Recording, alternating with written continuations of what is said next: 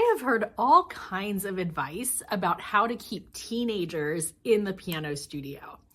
But I have something to share with you today that I think blows all of the other advice out of the water. My name's Christina Whitlock, and this is your Really Quick Piano Teacher Tips. When our students are young, we often talk about the student-parent-teacher triangle, right? Meaning all sides of that triangle are important for communication. We make sure that parents and students and teachers are all on the same page. What I find is as my students begin to grow up, once we hit those teenage years, oftentimes we can begin to neglect that parent side of the parent-student-teacher triangle.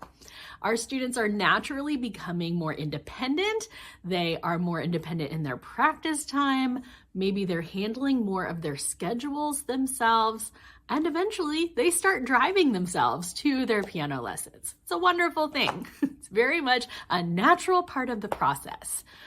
But the mistake we can make as piano teachers is neglecting to keep parents in the loop on their child's experience.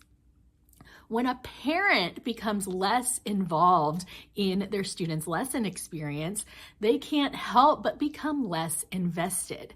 And then if a student's interest seems to start waning at home, the parent who has become less involved in the lesson experience is much more likely to agree to let lessons finish. And that right there is why the number one secret to keeping teenagers in your studio is to make sure you actually increase your communication with parents. Because parents are not often sitting in on lessons anymore. They're not supervising practice anymore.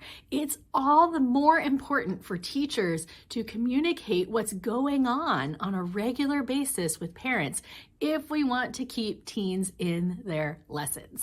If you're interested in hearing more about how I intentionally communicate with my parents of teenagers, I welcome you to check out episode 148 of the Beyond Measure podcast, because that's when I talk about this forgotten step in teaching teenagers.